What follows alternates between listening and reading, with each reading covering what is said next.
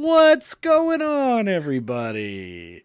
It's the Have You Played This podcast with Adam Bell and Jeremy Gage. Jeremy Gage coming to you live with a funny angle.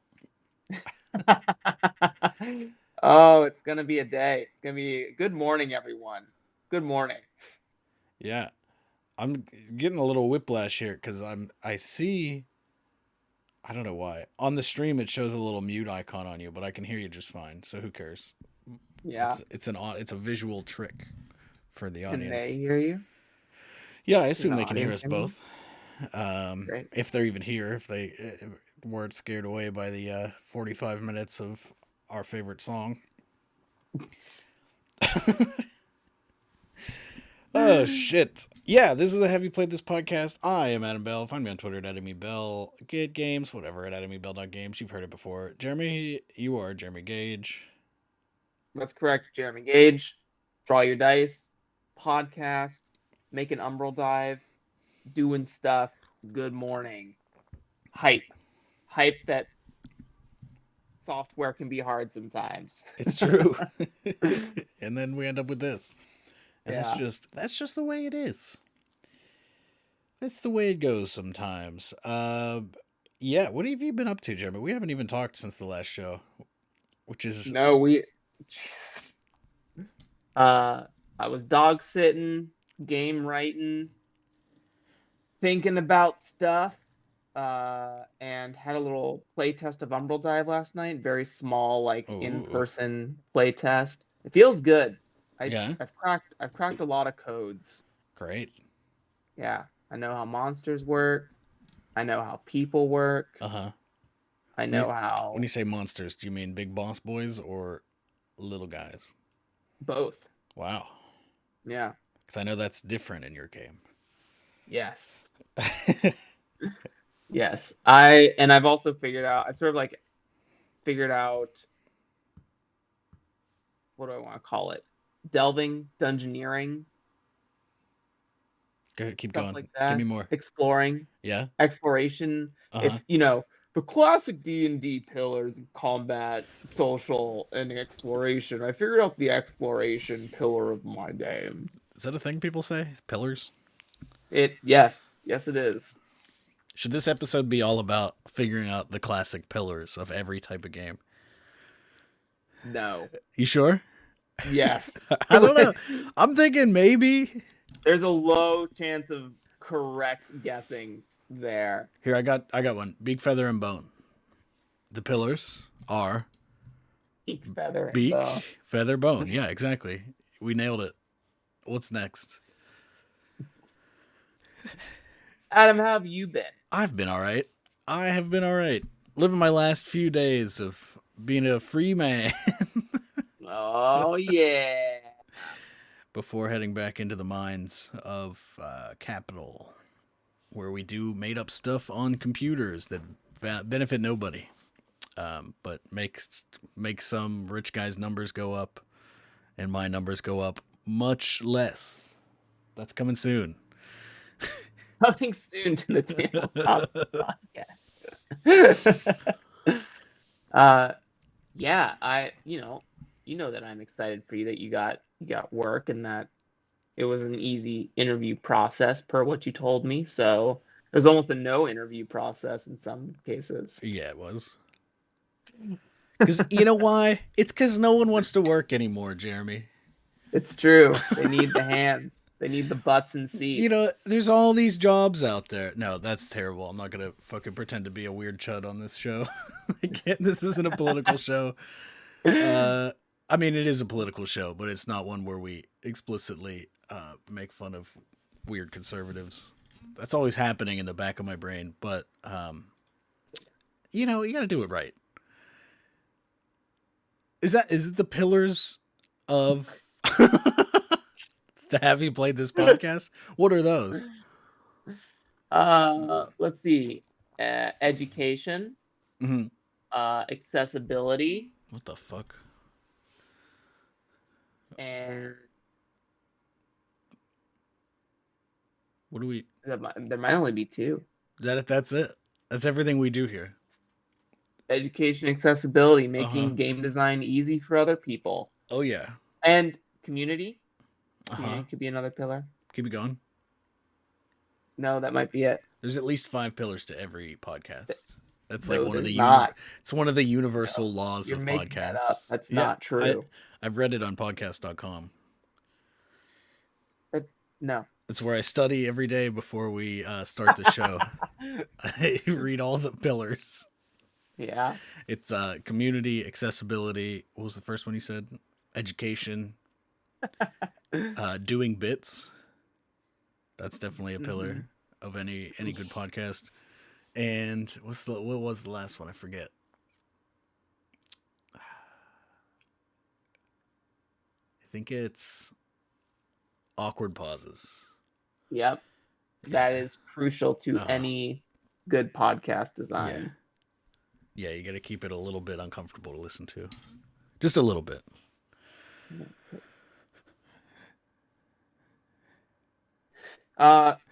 Yeah, so did the play test stuff, made character sheets. I'll probably put those in the Discord here today.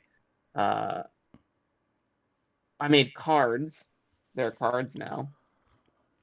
And the pillars of Umbral Dive are So you resisted the pillars idea at first. you're not letting it go, so I have to engage with it. I already let it go. I'm over it. You did? We're done? No, but you have to. Not you Now have started. I have to keep Yeah, going. come on now. Pillars are flat characters, world progression, and teamwork combat. Okay. That's the current pillars. Flat characters. Mm-hmm. 0 personality. Yes, that's Everybody speaks in the same monotone voice, and well, they just swing the sword. No, yeah, flat characters usually mean like they're not going to level 20 in D&D. That's technically true, but in narrative design or screenwriting / yeah, I would call it, I guess, narrative design.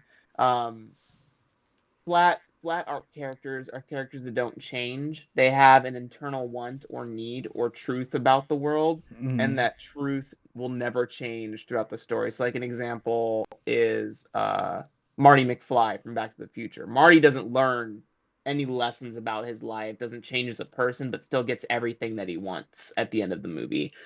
But the thing about a flat character is that the world changes in response to their attitudes or truth due to their worldviews. So does he get I everything he want to wants? say again. So does he get it? I guess getting everything you want doesn't necessarily mean not getting things you don't want. Yeah. Like, The I don't flat think characters can. I just don't Go think ahead. he wanted to have like a near miss sexual encounter with his mother from the past. You know, like that. No, That wasn't on his list. but he Weird wanted movie. was like for his sort of like family to change. Like he wanted his dad to have more confidence and things like that. And but yeah, that doesn't mean that like the flat characters don't engage with like conflicts. It's just that their internal truth will always overcome the conflict, and then other people who are on the outside viewing the successes of that conflict, oh, that's like a good internal truth that character has. I will adopt that as a supporting character. It's almost like the flat character is not really the protagonist of a story. They're sort of like the outside view, because you could argue that Marty's dad is the protagonist of Back to the Future. It's been too long since Paddington is another example seen of a flat character. Amelie is an example of another flat character. Katniss Everdeen is an example of a flat character. She never really changes in the first movie. But the system around her changes because of how she acts or how she follows her truths in the world, and she doesn't really adjust from that. I would argue that there are changes in like the second and third movies, but the first movie definitely is like a flat character version. Well, good news for your argument is I've never seen the second or third movie, so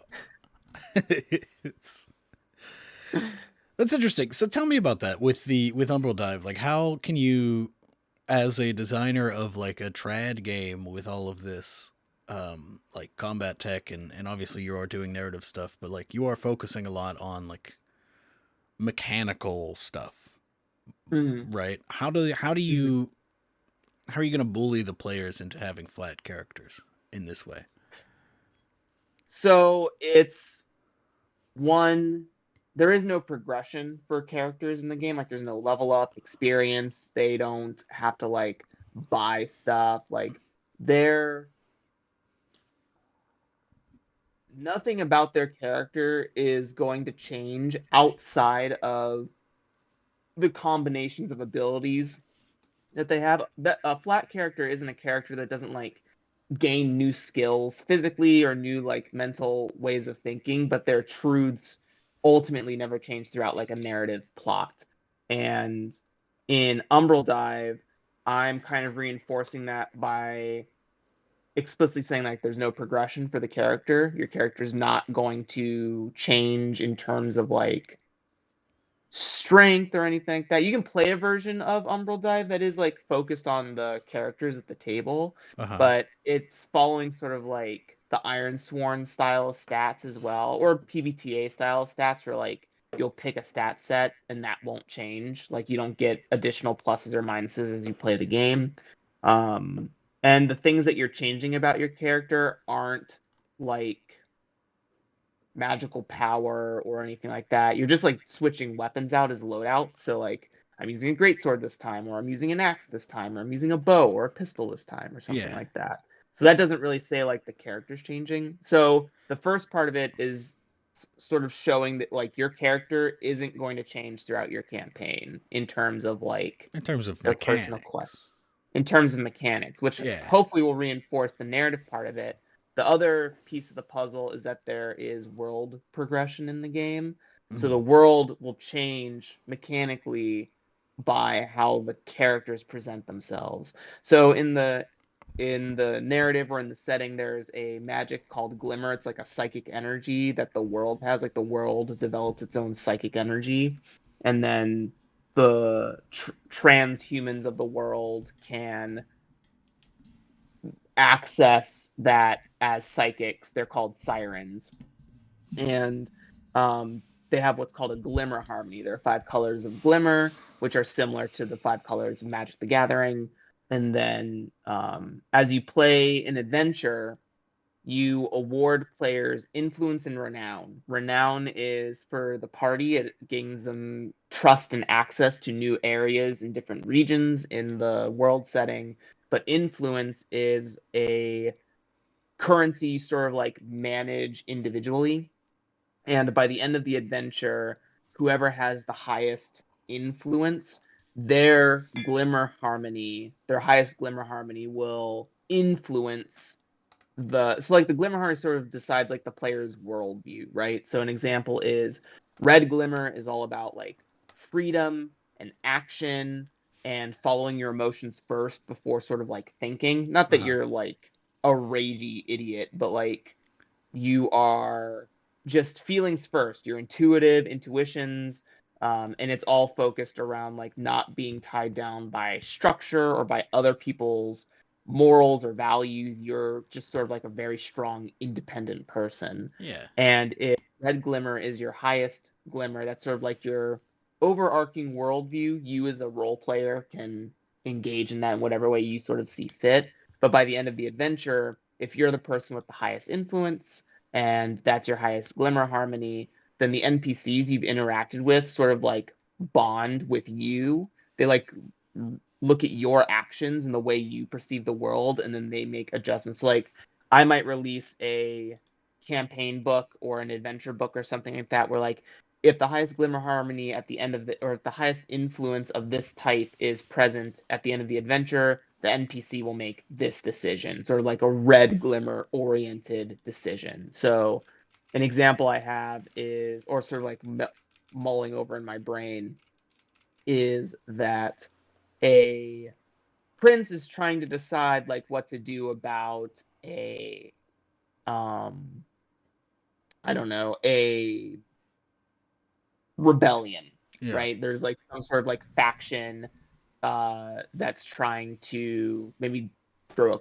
coup or protesting or something of that nature. Mm-hmm. And maybe if the red glimmered influenced person is the winner at the end of that adventure, then the NPC might go something like, you know what, we have to respect that not everyone can fall under our system or under our, like, not every law helps the status quo of every person. So maybe they sort of like, maybe we can come to terms and see what they want. Like, it's like meeting them at the table and saying like, hey, we understand you're unhappy with the way things are in the kingdom. Um, let's see if we can come to a consensus, right? Like the NPC is now willing to do that because they see that there is value in letting people individually express themselves against the current of what they think the perfect community is. And that's just like an off the head example.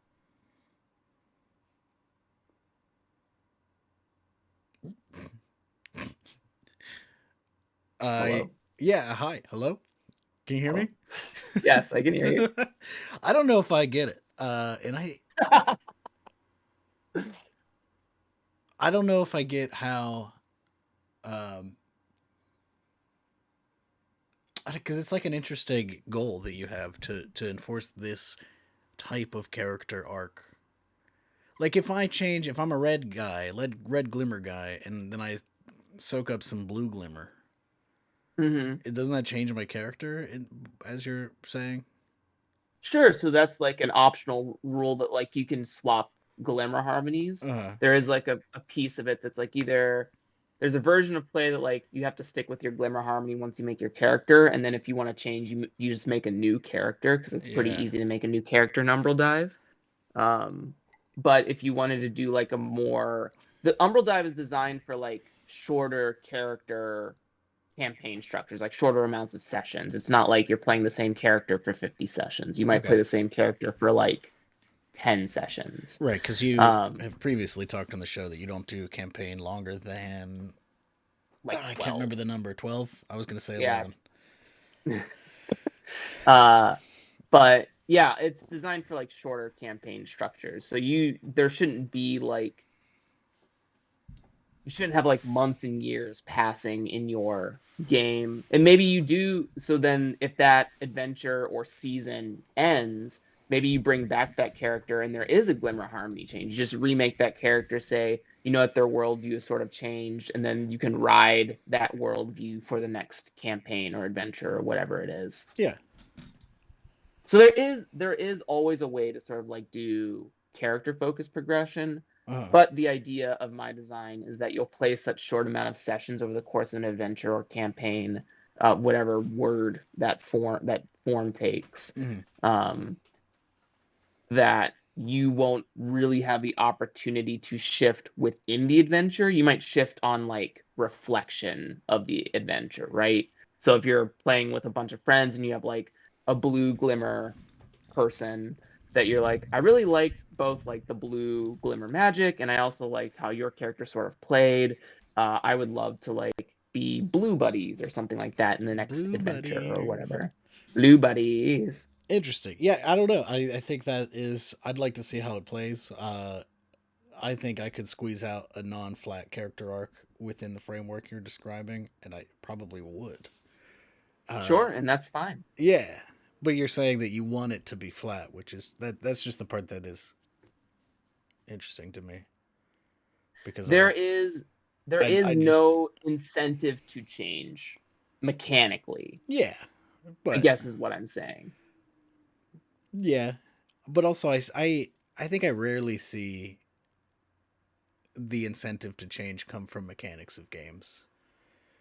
Hmm. Like to the incentive for narrative, big narrative sweeps, because I think a lot of that is kind of player driven in any game. Like your average Powered by the Apocalypse game, say, yeah, you're getting new abilities, and that might affect the story. But I think it is like a lot of the times I've seen it's more like the players are driving the story and their characters up and down these hills and valleys and like grabbing abilities that fit that. I think there are definitely Hmm. times, depending on the ability, there are definitely times where like a character will get an ability and then that'll shake up the whole thing because it's like, wow, I could do Hmm. this wild thing now. Like Yeah, it my makes me character think is of like different. it makes me think of like the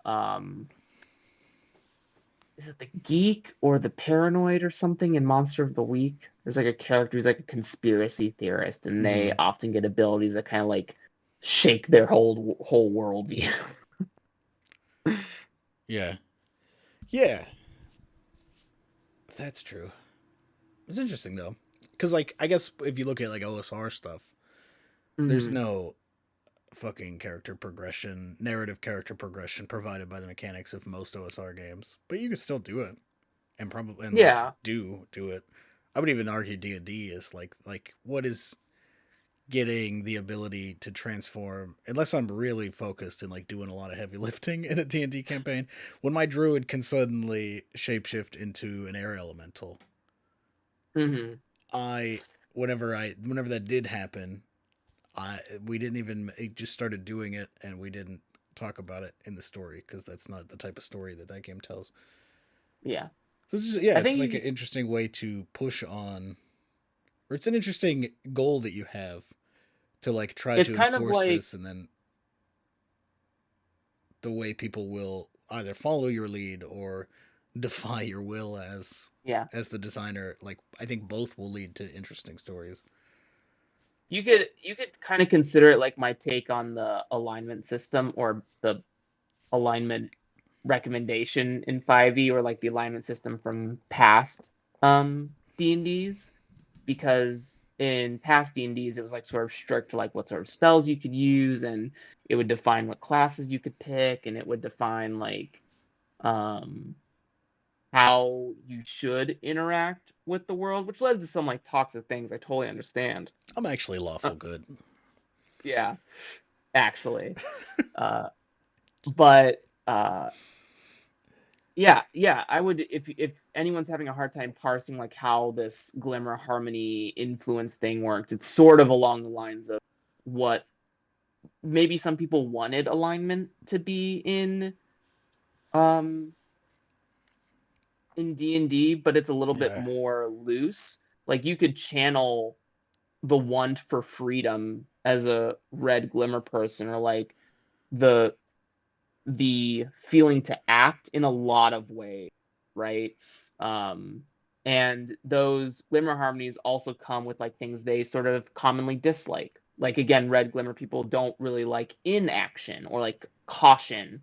They don't Mm-hmm. really like planning, because the longer you plan, the longer you don't act, and that's the longer that something doesn't change or that something gets worse. So that's how they sort of like view passivity, Yeah. which is something that blue Glimmer Harmony, which is their opposite color, sort of view. They're like sort of cautious and they're thinkers, and they like parse out the logic, and they like make plans and they seek perfection.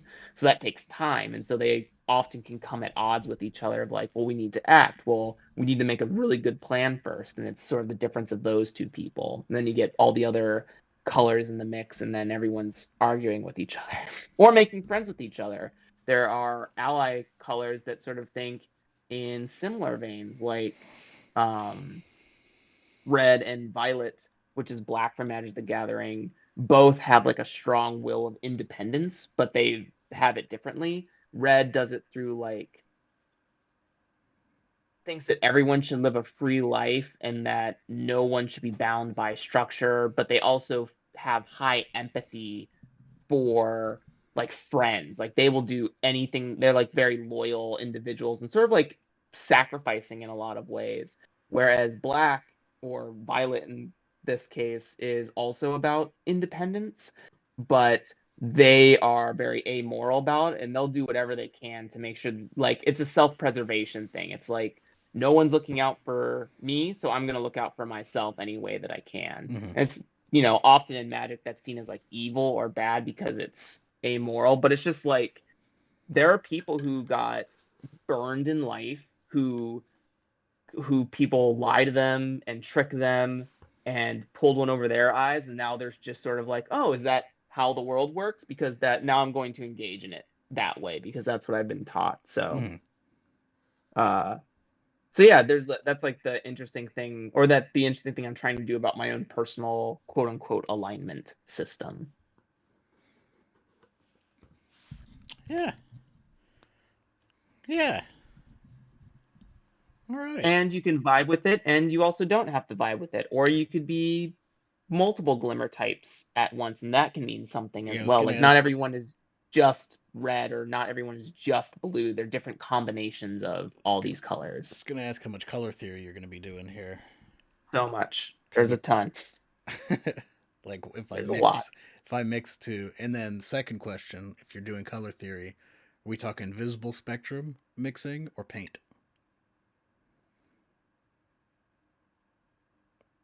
Do you mean the Like difference between pigment. RGB and CMYK? Is that yeah, I think so. Is it red, green, blue, or is it red, blue, yellow as the primary colors? uh, Neither, technically. There are This guy's two making up his monster own color wheel. factions. There's two monster factions in the game. There is the Rooted, which is a perfect harmony of all colors, and they are sort of like celestial in a lot of ways. And then there are the Dust Eaters, which are no colors, and they actually eat color Mm. as energy. And uh, they're like these black old war machines of like a dark metal and various like animal shapes and stuff. Very like Horizon Zero Dawn in a lot of ways. Uh, but with heavy metal playing in the background. Doom metal. Yeah, Yeah. personal Guilty Gear soundtrack. um, cool. And those are the pillars of Umbral Dive. You got red, you got blue. No, nothing fell. Those are the pillars. How about you? How are things? I know that you're trying to like rebond with the Uh, with being a game designer. yeah. I haven't really done anything. I did like a little bit. I did like 5 minutes of thinking about stuff and thought it might go somewhere, but then I stopped. I've been playing a lot of Mm-hmm. Elden Ring. I'm gonna be honest. Yeah. It's just been that. Hey, I've been playing a ton of Destiny too. I've Hmm. been having a blast. Yeah, yeah, me too. I think I'm coming toward close to the end. I don't know. I don't know how long this fucking game is. It's so long. Um, but yeah, it's been good. I think it makes me want to make a like different type of fantasy game than what I'm making with the Bell Hack, which I don't Mm-hmm. know if that means I'm going to be just transforming what the Bell Hack is or just putting two games in my future. You know, Mm-hmm. because like the Bell Hack, I want to do a lot of like talking and like more narrative focused adventure where like the combat is not that important. It happens. Like sometimes you fight a monster. Mm-hmm. Um, but like I mean, since Elden Ring's all about fighting monsters and boss fights because it's a video game, and that's really where video games have always been, and maybe always Mm-hmm. will be. Um, I want something. I want to make something that like feels fun like that. That has you kind of tr- strolling across a map, and there are just like things you can fight everywhere. Mm-hmm. The open Like world experience. yeah, but like so like D&D, I think in a lot of tabletop games that have combat, it's like big set piece combat, which Mm-hmm. is fun sometimes, I think. But the thing I like about, you know, a game like Elden Ring is when you're walking along, there's just like one guy every 20 feet, you know, and if you run through them, then they start bunching up and you get kind of a set piece combat going. But you Mm-hmm. can just like walk up to the one guy, fight that guy, walk up to the next guy, fight that guy. You know, like if you do it right, like you can move about the map and fight one guy at a time until Mm-hmm. eventually you get to the boss. Mm-hmm. And that's interesting because that's not Yeah, those how you see a lot of like fantasy tabletop stuff. You slam all the guys on the map and fight all of them at once. Yeah, it's the transition fight, which is also something I like am attempting to capture. I came up with sort of like a mini map style of abstraction for like quote unquote dungeon delving. So there might be like an arena map for combats, but you only have to stay in an arena when you're fighting like a boss or something, or like a set piece encounter that like blocks you off from progression in the dungeon. Hmm. But when you're not doing that, you can like explore different rooms, and I want to be teaming with different manifestations of the world and things. And basically, the idea is that you'll have all these index cards on the table, and you might have like a little marker of your character to represent it. You might be like, oh, I want to move to this room. You can write like information on the card. Very similar to No Stone Unturned, how you have like information on the underside of the cards. Hmm. And the GM might be generating like the different rooms of the dungeon with different challenges on the back of them. They'll make rolls to advance through the dungeon, and then it'll be easy to like go back and forth if they have certain like equipment or something, very like Metroidvania in style. And they'll be able to take on encounters, be like, oh, this room is too full of monsters, let me go back to the main party, we'll settle with this place, then everyone will move to this room. So you can have like someone scouting essentially, um, and make it easy to like run in and run out of rooms that have enemies in it. Uh-huh. It's just thinking about like Destiny 2, Halo, um, Doom, um, raids and MMORPGs, how there's like sort of there are things that are like in existence from room to room, or like puzzles or something like that. But you can fight like one or two, and you should be able to fight. For my game, I want you to be able to fight like one or two enemies with like no heartbreak me, like a round of combat that goes like by pretty quickly, but you have to like engage with that while dealing with the puzzle. So it's sort of like this pressure thing that's happening. You don't know when like more reinforcements will come, which is very like Darkest Dungeon. If you like stall a fight out too long, more enemies show up inside of a room. Yeah. Um so I think it's about like, yeah, I'm also trying to master like the transition fight for a tabletop game. Uh, I don't know if I would call what I'm talking about the transition fight though, because it's not Mm-hmm. like it is kind of like the meat of a Souls-like game. Is Mm-hmm. so that's why I hesitate to call it a transition fight. If Mm-hmm. anything, like the boss fights are the transition fights in those games, where Sure. like you're in the area for a bit and you're exploring it and like finding all the little secrets and items and stuff and fighting the little guys. Mm-hmm. And then you fight a boss and that transitions you to the next area. Mm-hmm. Um, Whereas, yeah, in like a Destiny and I don't know, it's like they are different. It seems like it might be the same between this kind of game and Destiny, but they definitely have different like structures using the same exact fucking pieces of fight the squishies, fight the big guy. Because I guess maybe the big difference is that the little guys usually aren't that squishy. Yeah, and They it's are tough. also I think there is a difference. I think they, in my mind, they are still like transition fights to get you from one place to another, and like just making sure you're not just walking.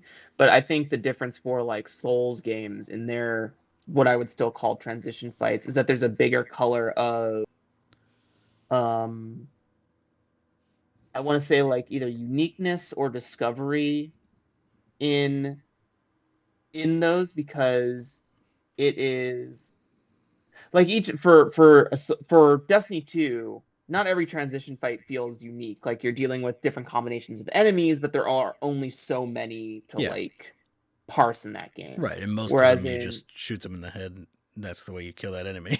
And that's Yeah, nice. That feels good in that game. But yeah, but in Souls likes, uh a lot of the like traveling encounters are there's not as many of the same enemy type, and they're very structured around the like ecosystem that they're placed in for the level designs. hmm, So they feel much more a part of the location, yeah. and there's like mystery to them, and you're like trying to put together like there's just so much more. Um, I don't know if this is the right word, but there's like so much more like immersion placed on top of them, or I could see that. verisimilitude Yeah, placed on top of those enemies. yeah. Because like Uh, each enemy type that you come across is almost like the miniest of bosses. yeah. Like as you learn, oh, this is a new enemy type, so I'm a little afraid of it at first. Mm-hmm. Then I Mm-hmm. kill one or two, and it's like, okay, I'm starting to get the hang of this. And then eventually it's like, oh, I know their moveset easily.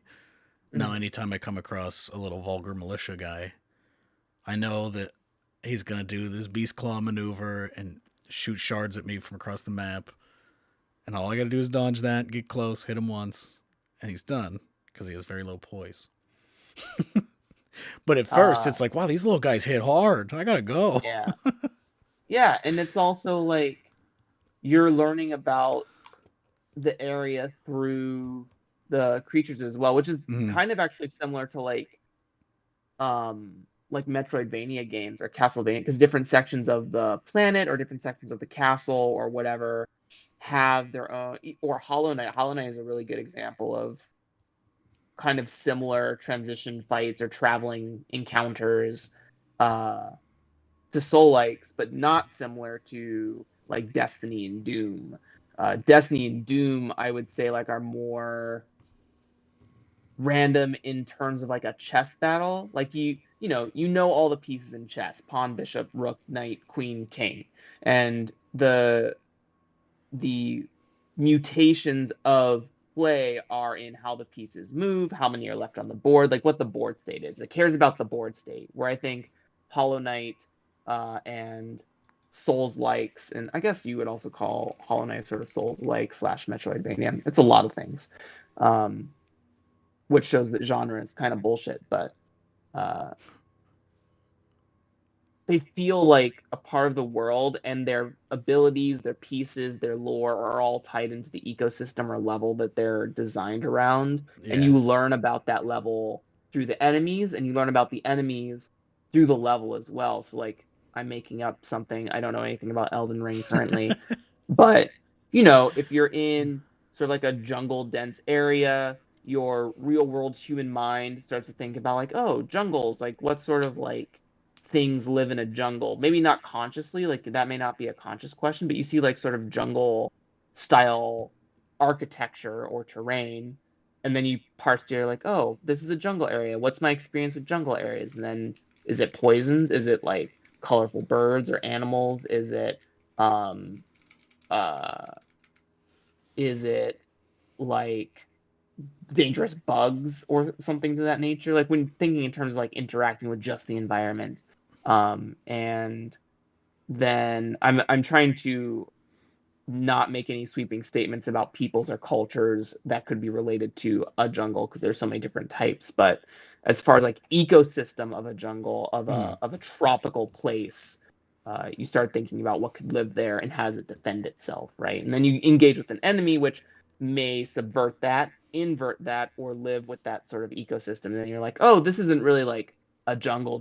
This is like a jungle swamp, because these things are like crawling around in the mud or whatever, something, or a marsh or something like that. So I yeah. just think the difference between those, what I would still call both travel encounters or transition fights, the difference is that how like immersed is the creature around the fantasy of a world and Mm, how that makes you feel as a player, versus like the others, which is more the strategy and tactics focused on like the game of the game. yeah. Yeah, I think that's interesting because I think they do a lot of the heavy lifting. I think you nailed it with the like story in those games using that stuff. So it's Mm-hmm. um like you'll learn that type of enemy and then you kind of like know that enemy. And then there will be times where like you'll see that enemy somewhere else and it feels out of context at first and then you're like, "Well, wait a Mm-hmm. minute. Why are these soldiers here? Like these are the soldiers from Mm-hmm. that other area. That's interesting that they're here. That means they fought some sort of battle here. Like they're that faction that they're associated with that, I kind of experienced a lot in the past is they were involved up here. So like I think in Elden Ring an easy example without really spoiling anything is there are a couple of different soldier types that are Mm-hmm. in like the main like three areas that I'll say. Yeah, there's like three areas that you have access to when you start the game. Um, there's the area that the game tells you to go to. There's the area to the south, and then there's the fucked up area to the east that sucks. Um, Titled on the map, the fucked up area. it's everybody that's played it knows exactly.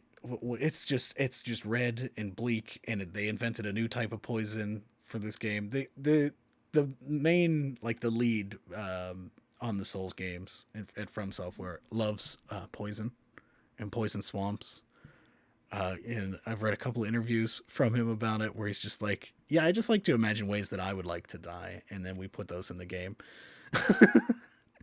I just want to be walking through a swamp and then my whole body's poisoned, and so that's why I just can't help it. There's poison swamps in every fucking game,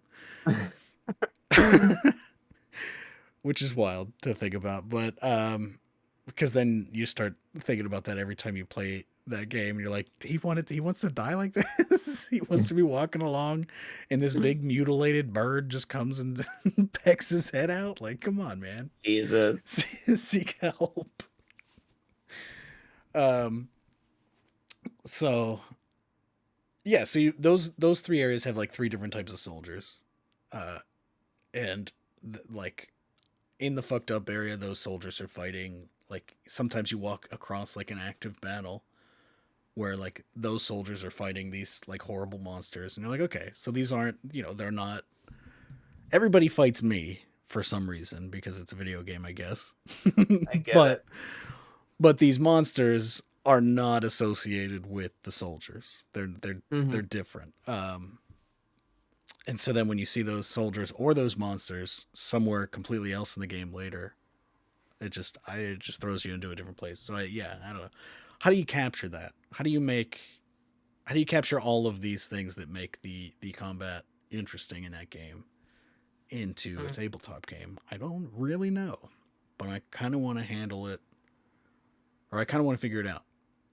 Yeah. I think My first good. I was gonna say I think my first thought would be like to try to capture that loop of you first see an enemy, you freak out a little bit, you slowly learn it, and once you can kill them regularly, then it's not that big of a deal. Mm-hmm. So I wonder when you first see the enemy, maybe there's a dice roll, and then whenever you finally like succeed, full success, a dice roll against a certain type of enemy, maybe then in the future you don't have to, like, you still have to spend some sort of resource to fight them, but you don't have to roll dice Mm-hmm. to defeat like the soldier type A. Okay, now every time I see a soldier type A, yes, I spend 2 stamina. Boom, he's dead.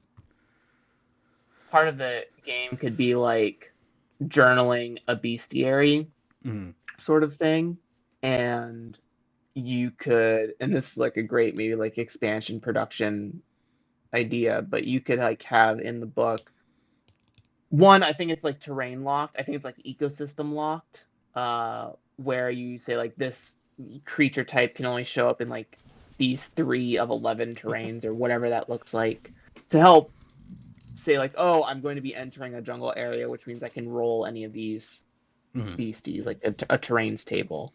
And then I think it might be like a rock paper scissors system, but you don't know what the pattern of throws the monster has. So to illustrate the you don't need dice the second time you fight them or come across them or whatever. And maybe like I imagine just using a trad fantasy monster, I imagine like a goblin, and next to it is a little table with like 6 rollable options. And every time like the creature engages to do something to you, you don't know what's going to do. It can do any one of those 6 options. And you roll for the table and you say like maybe the complexity of this monster is a 1, so it only gets 2 of these 6 abilities or something. You roll that d6 once, it does this thing to you. Shoot, now I know that I have to record in my bestiary that goblins do this. Mm-hmm. And then it does its second thing, you record that, you beat the monster, and now from that point forward, you just look up, you go back in your bestiary, and you can be like, oh, goblins do this and this. And I knew that coming into this terrain, so I will bring my, I don't know, shield and an anti-venom or something like that. Have that with me so that when it does that stuff, I can immediately like dispatch it. Like it's sort of like what do you call those? It's it's like the game where you need like an item to unlock something or do something. I guess it also might be like a mystery, like like a mystery style game, like a point and click mystery game, where like you need to collect an item from Yeah. a room, bring it to another room. So it's kind of like that thought, but in Monster, like the monster is the room, and then you got the item over the course of your adventure, or you went to seek it out. Maybe that becomes like a quest thing.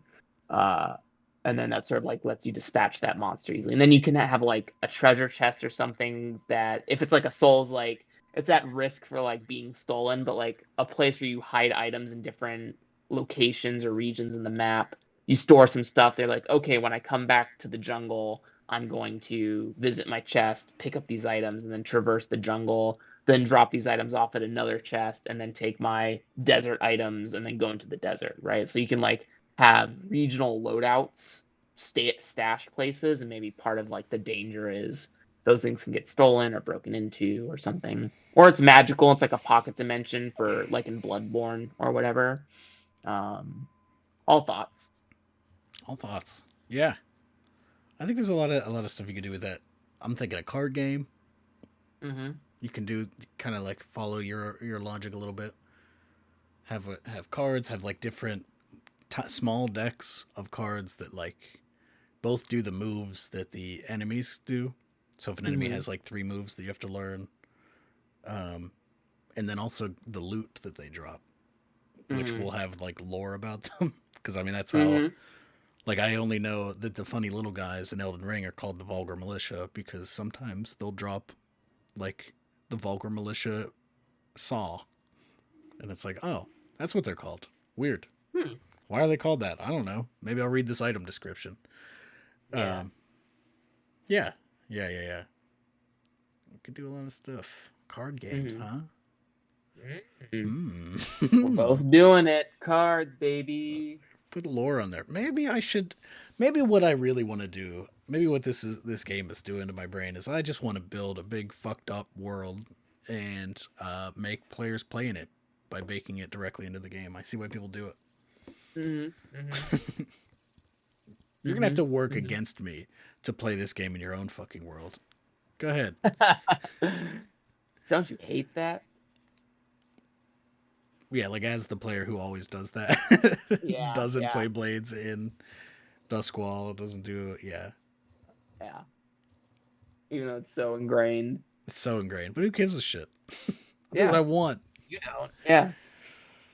Oh boy, Well, we're at the top of the hour. we are. Yeah, we did it. We talked We did about it. We stuff. made it. Technical difficulties be damned. My Who Discord cares? still isn't opening on my computer. They tried to stop us. We have solutions. Mm-hmm. We might want to figure out that Discord thing now. Just I need it. give it an old restart. Oh, I did. Give it another one. You just keep restarting it. Eventually, it'll work. My computer will blow up. Yeah. That's been the Have You Played This podcast. I hope you liked it. If you're here, or if you're listening later, or if eventually I put this motherfucker on the podcast stream. Mhm. Whoops, way behind on that. It's all on YouTube though, so I'm not behind on that. I don't think. So join us next time. If we're gonna figure out what the future of the show is soon, we promise we'll have a explanation. Uh, Updates, announcements, un- things. until then, tune in next week. And I've call in. Yeah, next week's a call-in show. We don't want to hear any of this no calls shit, or we'll cancel the show, which we might do anyway. Ba-doo-da. Bum, bum, bum, bum, bum. I've been Adam Bell. Find me on Twitter at AdamyBell. Jeremy, sign off. Let's get the fuck out of here. I've been Jeremy Gage. Thank you for showing up, Gem Room Games. Thank you for showing up, Target the Black. Hope I pronounced that right. And thanks for dropping by, Rue. Good morning to everyone. For anyone who is lurking, also hello. Thank you for being here. I've been Jeremy Gage. You can find me on Twitter at JeremyGage5 or hanging out in the Discord when it gets back up. I'll be having Umbral Dive devlogs and updates here very shortly. And goodbye.